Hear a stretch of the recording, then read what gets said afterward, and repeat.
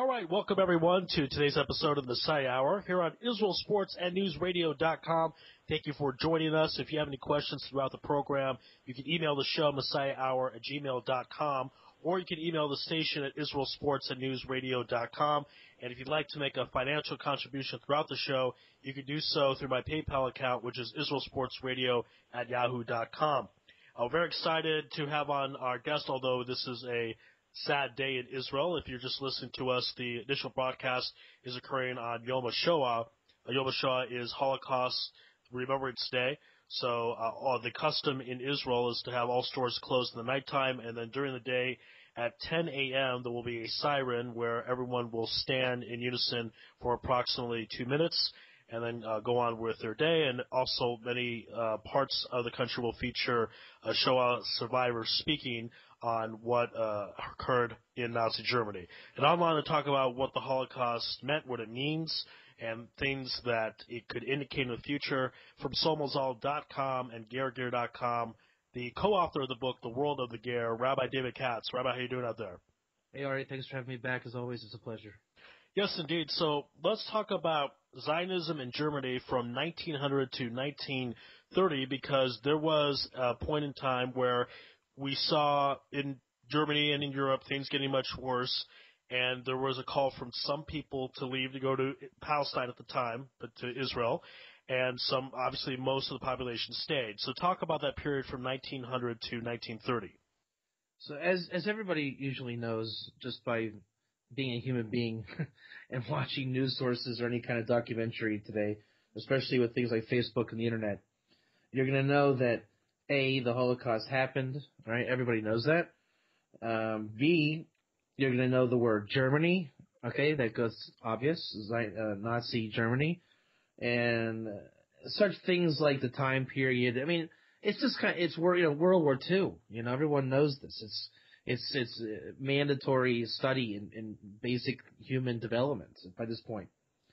But to look at it with a magnifying glass a little bit under the surface, which might not get as much airtime by most people, you're going to focus on 1900 to 1930 in Nazi Germany, right? And followed by the advent of Zionism. We all know that Herzl was in Germany. When I say we all, it's just kind of the party line, right? That Reform Judaism was a product of that Nazi Germany in those years 1900 to 1930. And for those listeners out there that don't know Judaism 101, and this is actually a problem too. A lot of people think a Jew is a Jew is a Jew in terms of the religion, and it's not true. We probably have more diversity than any other religion on the planet. Even two Jews of the same type of denomination really are radically different. So what is Reform Judaism? I'll give you a personal anecdote of what Reform Judaism is. I became religiously inclined in the year 2000, and I was attending services regularly at a standard Orthodox what's called a shtibel, which is like a really kind of like an authentic little establishment, like hardcore, And I wasn't sure I was going to become religious at that point. And I thought, let me check out this Temple Emmanuel across the street. I didn't know. A Jew is a Jew is a Jew, right? And I went in there, and I didn't know if I was Orthodox or Reform. And by the way, as I'm telling the story, keep in mind of what Germany was about. It's very similar. And I go in there thinking, I'm not convinced I'm going to be Orthodox. So I can, maybe this is my kind of Judaism, and I'll pray here. It was Saturday morning, which is Shabbos, which means you should be observing Shabbos. They were all not wearing kippot or yarmulke. They had guitars, and they were singing Kumbaya. Right? That's a problem. So that's Reform Judaism. Now, you can imagine in 1900 to 1930, Nazi Germany, what Reform Judaism would have meant. Look at Europe. You have the advent of, Hasidic Judaism, which is the extreme opposite of Reform Judaism. Like, really the extreme. And that had its numbers at its peak. I mean, what do they say, Ari? That there was like 1 million of Ger Hasidim or hundreds of thousands, like tons of Hasidim. Numbers we've never seen. We're used to, like a certain group of Hasidim having maybe 20,000 members. You're talking hundreds and hundreds of thousands of groups here, huge dynasties. And we are only a shell of remaining of what was. You don't even know what Chabad is today versus, what it was then. And in the middle of this, you have this Tamei Zach, totally not kosher blend of Judaism, Germanic Reform Judaism. And at the same time, you have World Jewish Congresses taking session of, really promoting the state of Israel, because in another 20 years, it's going to be a state. It's going to become an independent state. So you have such a hotbed of just, that time was men who were passionate men, ideological men that really sought to do things. And today, we're interested in, it could be McDonald's or Burger King for breakfast. That's our issues. And these guys were dealing with, genocide as a pro or con. In Judaism, it was just massive ideas and constructs. And you're talking about building a country. When's the last time you ever considered yourself part of building a country? And that's what Israel was at that time. And everybody mattered, and they were talking about changing the world, and they did. In case you didn't catch the headlines, Hitler changed the world. And those Jews in Zionism, Reform, Hasidic, these guys were changing the world. And all that tension and hotbed of just energy exploded. And that really was what 1900, 1930 was. The politics involved. The German Jews were funding projects in the Ukraine for farming. There was pockets of time that the Ukrainian, Russian, Ukrainian, whatever it was, government allowed Jews to own land. They became experts in farming. And then they exported their goods to American resources to expand America from basically the East Coast to the West Coast.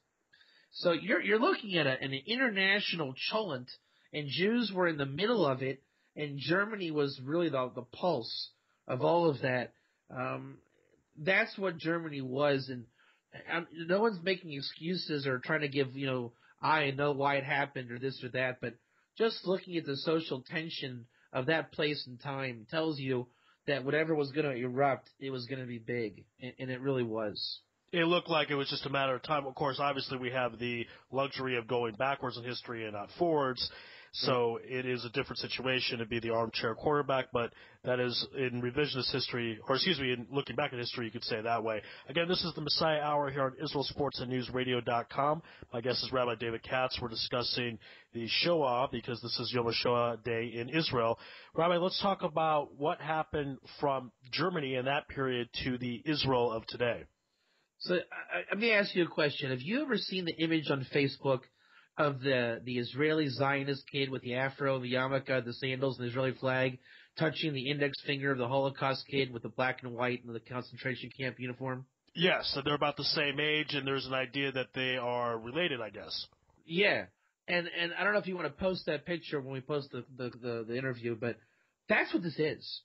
You're looking at Nazi Germany Holocaust 1940, okay? Every kid had that hat, the tucked in cheeks, starvation, skeleton looking body, these boots that are, like the concentration camp victim. And the Judaism of, Yiddish, there is no English. There is no English. And the Yiddish is something that is more than any Jew today can even identify with. Yiddish comes from, what do you call a Jew? A Yid. So when you saw a Jew, you spoke Yiddish. It's a culture ingrained so deep, probably more than Lashon HaKodesh, biblical Hebrew, Holy Tongue, or modern day Hebrew ever would dream of being. They had plays and theater in Yiddish. It was the essence of Jewish culture. The essence of it. And then you have 6 million dead overnight. And you have a little yishuv spawning in the Middle East. And that's a bunch of Ashkenazi refugees from the Holocaust. Your socialist, communist, no Sephardim, only white guys coming here to basically build what they would deem as the good aspects that Nazism didn't endorse, right? Marxism and communism. I mean, this is what the kibbutz was predicated upon, and so these guys were so passionate about what they were involved in that even led to the death of 6 million of their brothers. They sought to do it right in Israel. I mean, if that's not driven, I don't know what is. And then another 10 years, you're going to have the Aliyah era begin with hundreds and thousands, if not millions, of, you could even call it refugee Sephardim from the Arabic lands coming into this new thing of Judaism, which is no longer Judaism, it's Zionism, located in the hotbed of the Middle East. And that's going to be, I mean, look where you're going from. You're going from Yiddishkeit to some kind of Moroccan, Sephardi, Middle Eastern, anti-God, Ashkenazi, Judaism / Zionism, Middle East, Israeli state. In a matter literally of, in the transition period, 30 years. And it's a brand new Judaism. It's a brand new Jew. It's the customs are different. Now all of a sudden your symbol is the menorah and the Jewish star. You have an Air Force. I mean, it's just so, I don't know how we survived the transition. Imagine you were living in Romania as an old Ashkenazi white guy, and now your neighbor just got off the boat from Morocco. And so Judaism really has the face of this Zionism in the news, not even to mention American Judaism, which we'll get into. But look at that transition. I mean, Gog v'Magog, as the Maharal of Prague defines it, is change, and all change is evil. And we're not talking evil like, Dracula. It's more of the conceptual evil, which is not even evil at all. It has a different connotation. It's just the total change. And the only way to survive the change is through Torah, or emet, truth, and wisdom, and kindness, chesed. He says if you can do that, you survive Gog v'Magog. And on this note, the Chafetz Chaim says that Gog v'Magog lasts 70 years.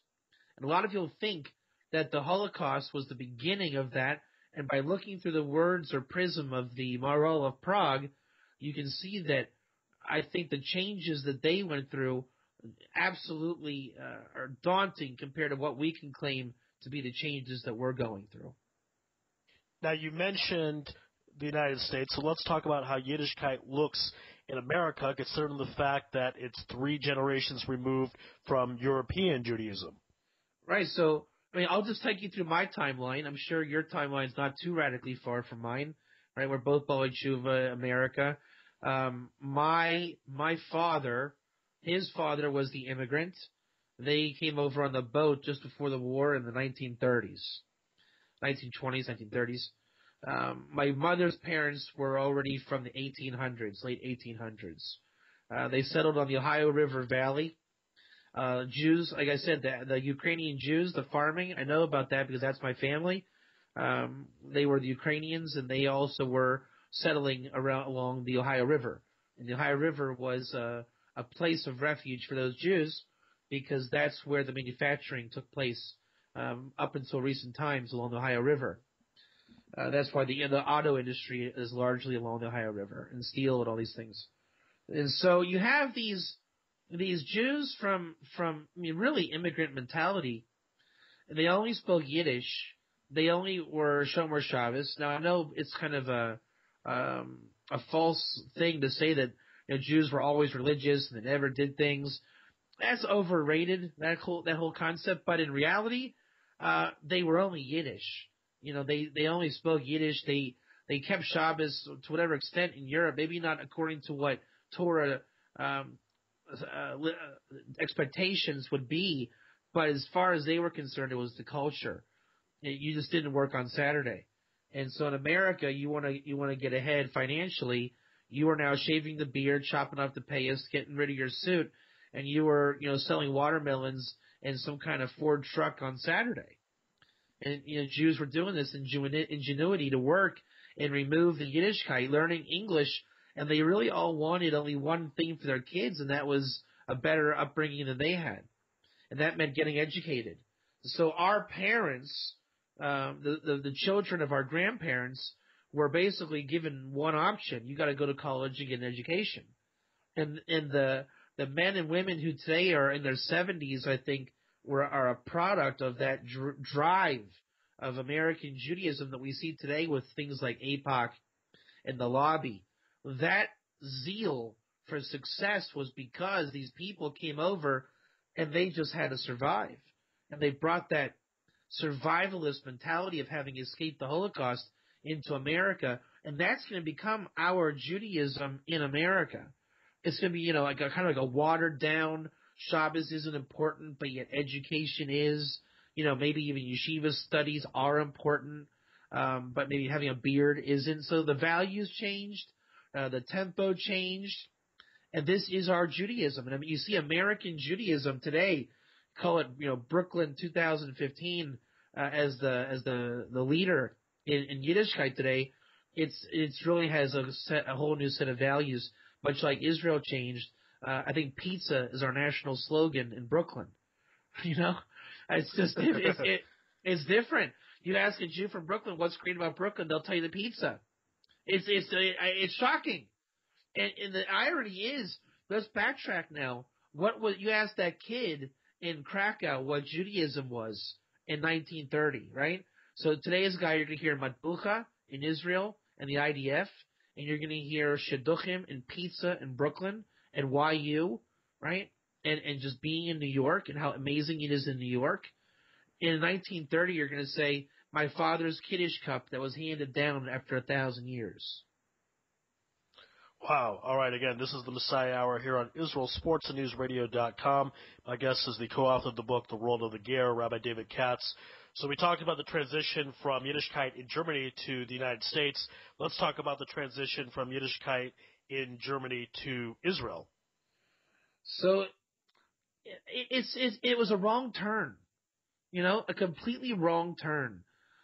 You were in Europe, and you were more Jewish than you had ever been in your entire life. I mean, we had more tenure in Europe than we did in the two temple eras combined. Right? We are more indigenous to Krakow than Jerusalem in terms of operative Jewish service and acceptance. Now, obviously, Jerusalem is our home and our homeland, and the years of greatness in Jerusalem far exceed anything achieved in Krakow. But unfortunately, the Jew is subject to exile, and we have believed after time that we are truly indigenous to exile. Now, that's a problem called Golos neurosis, exile neurosis. But with all things equal, we are more suited in our psyche for exile at this point than redemption. And that's the number one reason why you have such a strange right-hand turn out of nowhere onto Israeli soil. Okay, it's one thing that we went to America and became American Jews. We can tolerate that. One more exile, and Brooklyn's great, and we love the city life, and okay, it's the next stage of Europe. But at the same time, there were Jews going over to the Holy Land and establishing a Judaism there. And so at that point, look what you have. You have Brooklyn competing with Jerusalem and the Temple Mount, right? You have the Israeli mindset, let's just call it the AIPAC agenda, versus J Street, and that the liberal democratic left is the true Judaism. And this dichotomy you've always had. The exiles in Babylon versus the Jewish remnant in the Holy Land in the times of the sages of the Talmud. The diaspora Jew and the Holy Land Jew has always been a phenomenon. You had the golden era of Sfat in the years 1500 to 1600, where all modern Torah written down basically happened there, i.e. the Kabbalah and the law, which is the Shulchan Aruch. And then you had, at the same time, Ashkenazi Judaism and Sephardic Judaism going along in the diaspora. And they're radically opposed, these two views. They don't get along, and there can only be one winner. And the point I'm expressing is just to kind of, focus on one angle of Judaism in Israel, it's not the only view, but it's one that I want to focus on. You're focused on pizza in Brooklyn, okay? And I know it sounds stupid, but a lot of people really are that shallow. And in Israel, you're talking about why haven't we conquered the Temple Mount when it was basically delivered in 1967? Right? There's your Judaism. How does that come out of Nazi Germany, this way and that way? So you're talking about the advent of redemption, only that we have gullus neurosis and we refuse to survive to thrive instead of survive. If we had taken the Temple Mount as it was given over on a silver platter, that's the end of Islam, my friend. They had the power to end Islam. If they knocked down that mosque in 1967, it is over. And the fact is, they were afraid we might not know the halacha, therefore don't go up there. And because of that hesitation, look where we are now. So do you get a more radical opposing views of Judaism? And the even more radical thing is, it comes out of Nazi Germany. I mean, this is more than extreme. This is the essence of extreme on one's personal vessel. And look at your Judaism: 1,000-year Kiddush cup, the Temple Mount, and pizza. It doesn't get more strange than that. Again, this is the Messiah Hour here on IsraelSportsAndNewsRadio.com. Thank everyone for listening to us. If you have any questions, you can email the show at MessiahHour@gmail.com, or you can email the station at IsraelSportsAndNewsRadio.com. Of course, we're discussing Yom HaShoah we're discussing the Shoah because it is Yom HaShoah here in Israel. My guest this afternoon is Rabbi David Katz, the co-author of the book, The World of the Ger. You can find his website, somazal.com and gergear.com.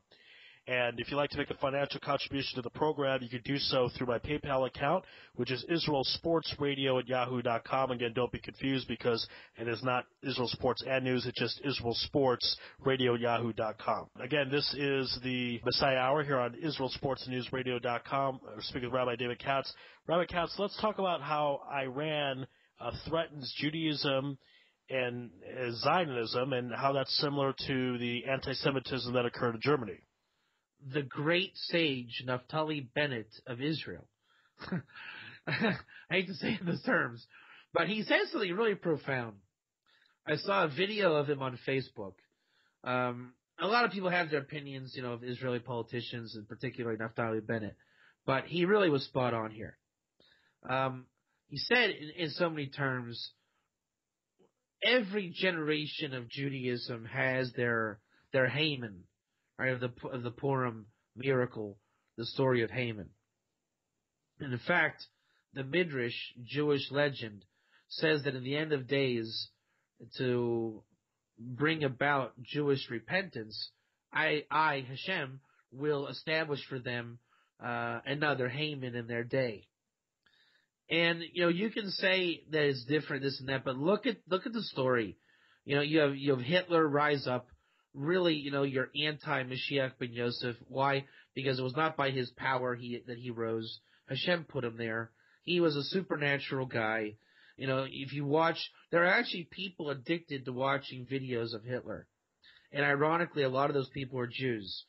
Because I myself have seen the videos on YouTube. It's phenomenal. It's phenomenal watching this guy speak. I mean, you can appreciate, again, that the intensity of that time. This guy was supernatural. It was not normal. I mean, you see the videos of, like millions of Germans rallying by this lunatic. They said that pardon my speech on this, but he would orgasm when he would speak. This is documented. I mean, it's who does that? And it was like an angel of death. It's a Molech. I mean, you're looking at the Torah in real time, all the things you're warned about, and so and the difference was that Hitler was captured on film, whereas let's say Sennacherib, who exiled the Jews in the First Temple, we don't have film of that. But I guarantee you, if you would have seen Sennacherib, you would see the angel of death in motion, right? You never saw Titus, did you? You never saw the Haman story on video. You never saw it. But in the 20th century, again, focusing on that 1900, 1930, shift in time, we saw Hitler.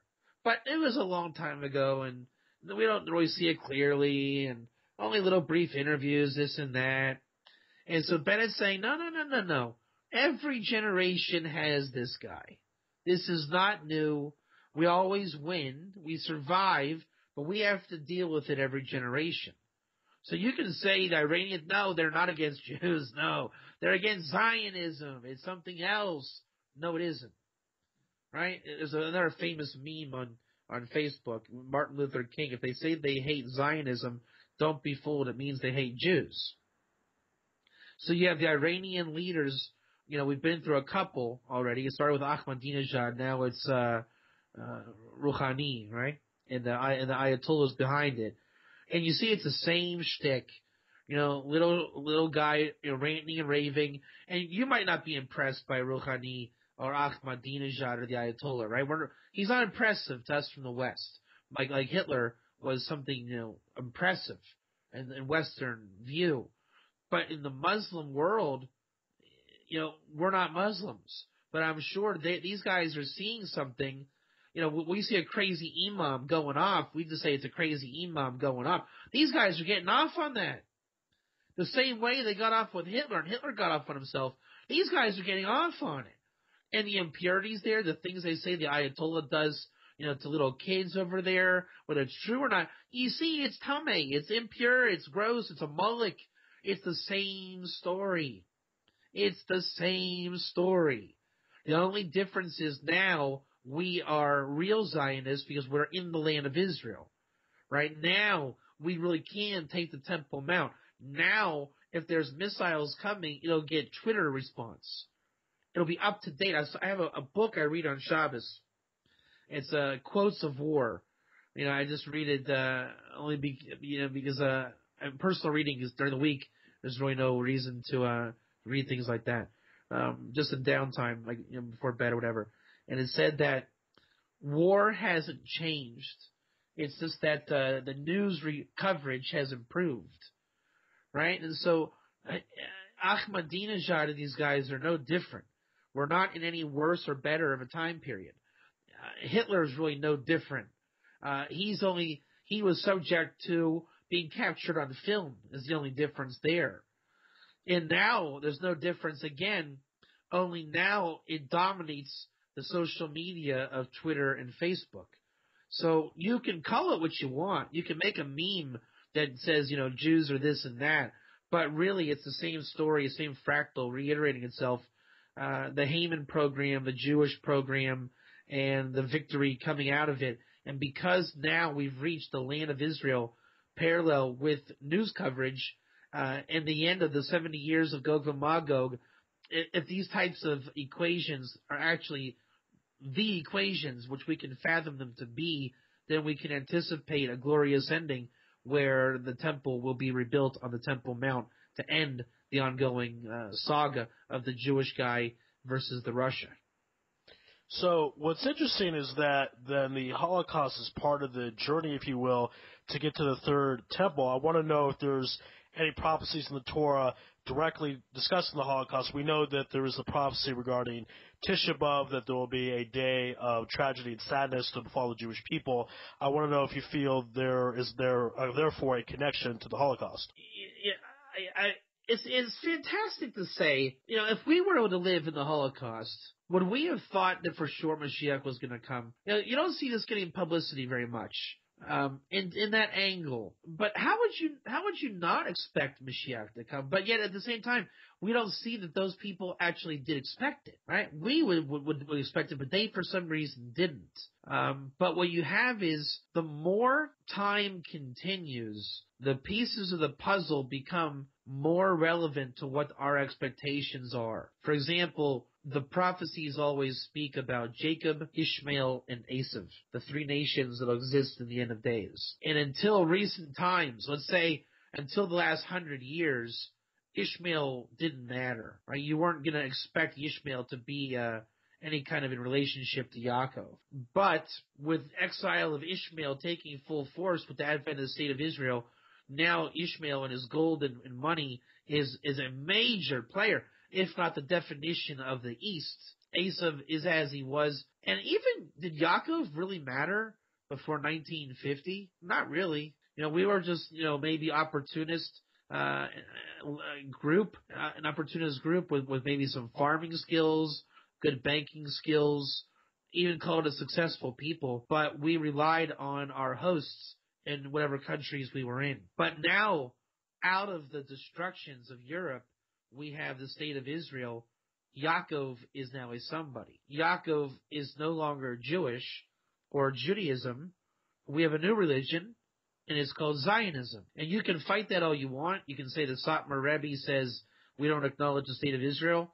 Well, yes, you do. Just by saying that, you just acknowledge the state of Israel, right? There's really no Jewish person left on this planet. Zionism is our new religion. Now, what is interesting is that Christianity is not a religion either, right? It's a political stream. It's military.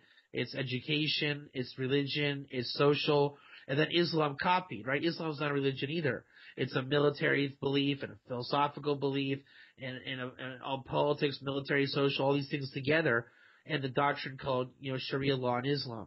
So Judaism used to be an old Jewish guy in the shtetl learning with a kid named Moishela, Tosfos and Rashi. That was Judaism in Europe for 1,000 years. Today we don't have that. Today you have kids coming on birthright to see the land of Israel, and whether you like it or not, that is their Judaism.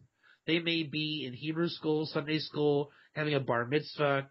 They may be in kollel, yeshiva, but in America, you don't see what happens here. So you might think that your Hebrew school is it.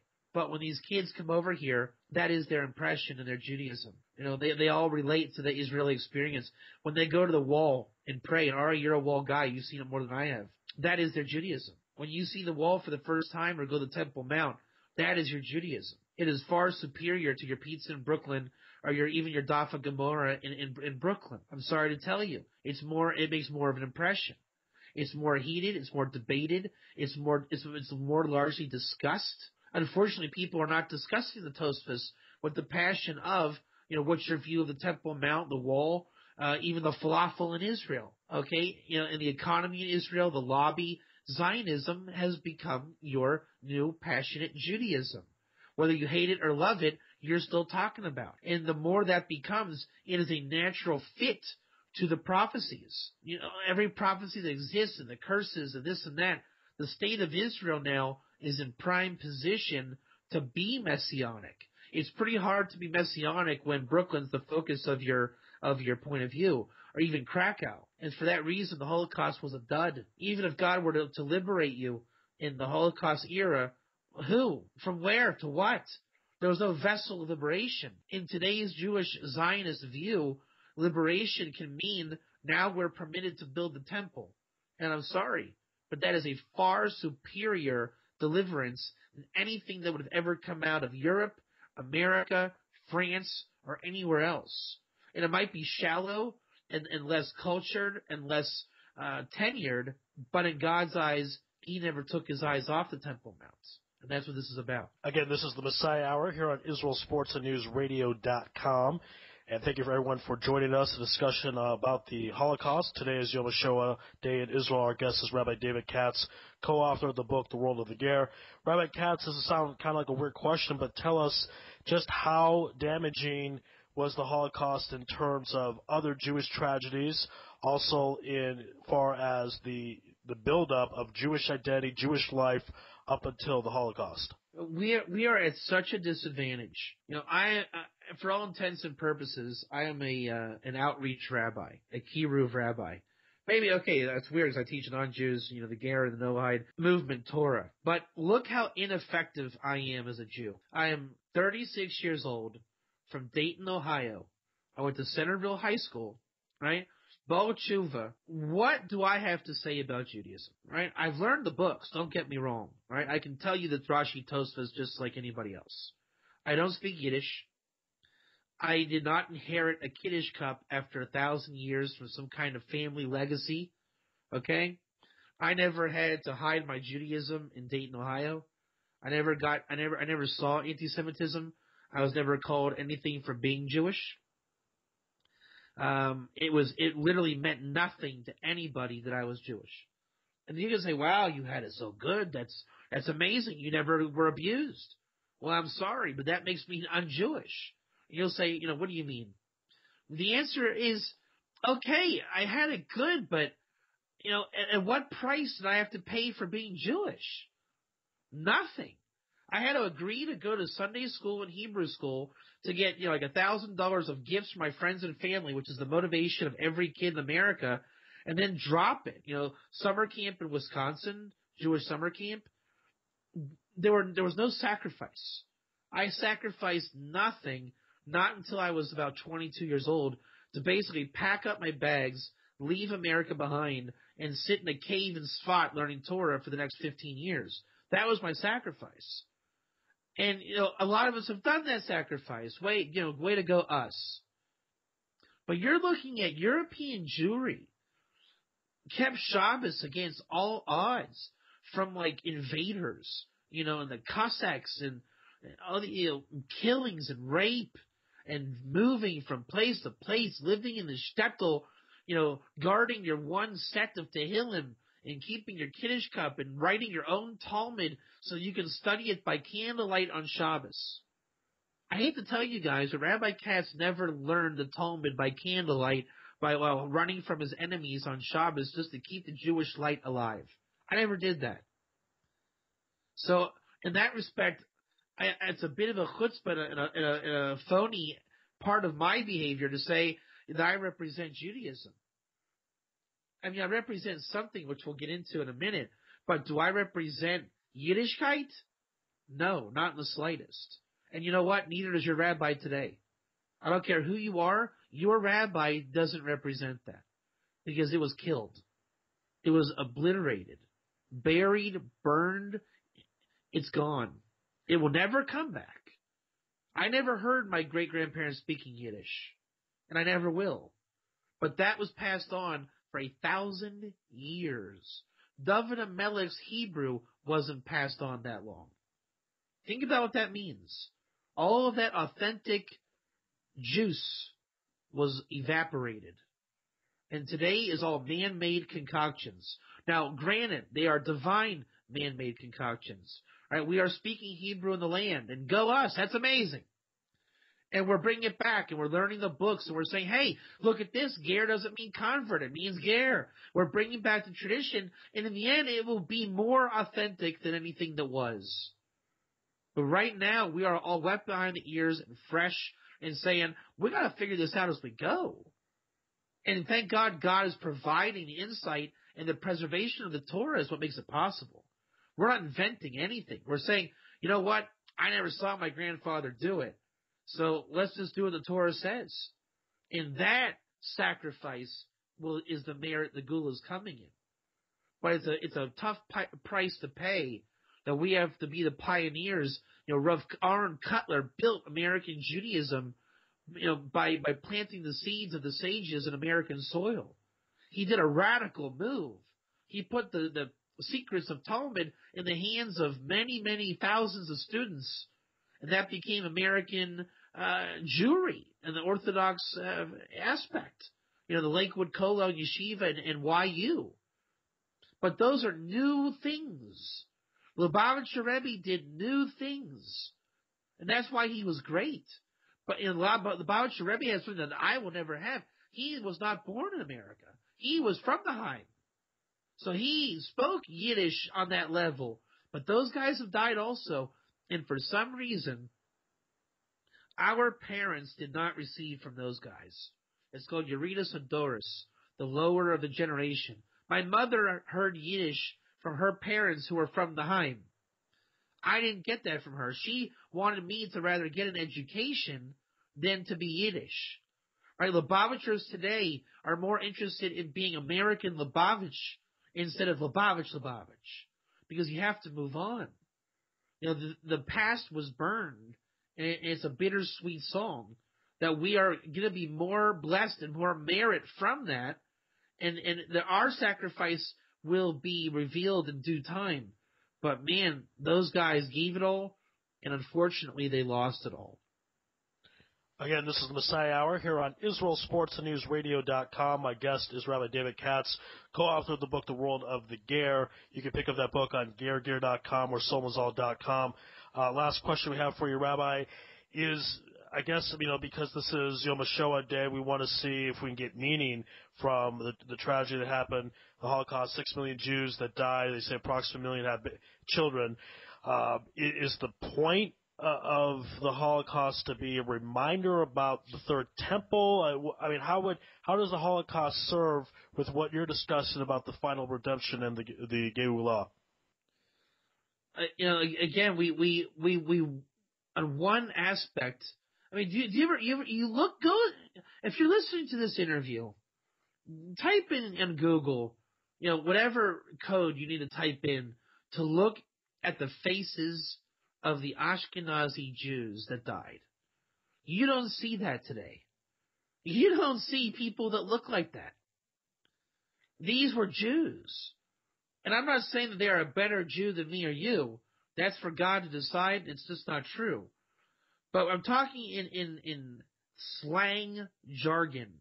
Jewish, Yiddish atam, which is the taste of a Jew. They knew how to make gefilte fish. You think I'm not lying, but I'm making a joke out of it. But they knew how to make gefilte fish, right? They knew what kugel was.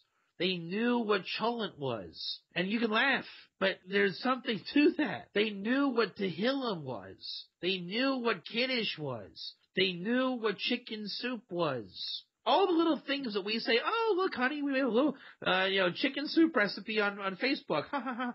That's what we giggle over like it's some kind of fad culture. Yiddishkeit was handed down, and there was a chinuch involved, an education from father to son. They went to the shtetl to learn with the community rabbi, and that rabbi would write a book, and it would become like a famous legacy in his name. It's like they were small, but everything they did was big. Everything they did was big. In Brooklyn, they're trying to preserve that, but it's not the same. I am sorry to tell you, but don't tell me that your Kedem grape juice is better than the wine they had in Europe. And why do I say that? Everybody loves Kedem grape juice. The Concord thick. I mean, you love it.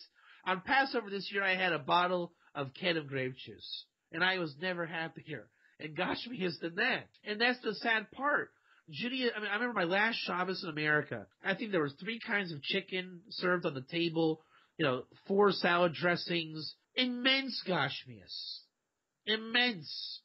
Anybody can live a lavish Shabbos existence in America. In Europe, imagine having a solid goblet to drink kiddush out of. That's their gashmias. And the bottom line is Hashem says, it's all gashmias. I'm getting rid of it all. Because what matters is the temple melts. Everything was abolished and lost. It says, we'll return to Zion like dreamers. And unfortunately, that is the truth. We're going to all eventually get here into this made-up land of, half-baked Jews and Moroccans and Persians and the Sephards and the Ashkenazim. And we have our kidneys problems and our dairy and fish and problems. It's nothing. God is bringing us here for deliverance. Just like at Sinai, those Egyptian Jews knew nothing. They forgot who Abraham was. They had no idea where they came from.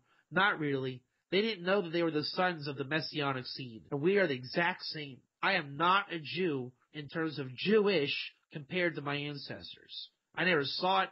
I never lived it. I never experienced it. I was born into it. But the trade-off is we are born into a new era, a redemption era in Israel, right? The David HaMelech land. And the big difference, and I'm going to end on this point. My co-author of the book, The World of the Ger, Chaim Korfin, he says it very simply. The Ger message is that the Jew needs to start living from a Talmudic exile life to start living biblically. And that's what this is about. Light to the nations from Zion, Jews on their soil. We are destined and close to begin to once again living biblically.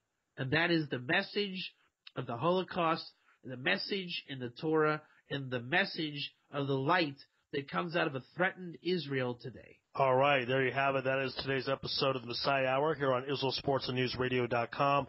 If you like, you go to YouTube and look up Messiah Hour with Ari Louis, typed it in there, and check out other programs. Of course, you can find Rabbi David Katz on somosalt.com and gergear.com.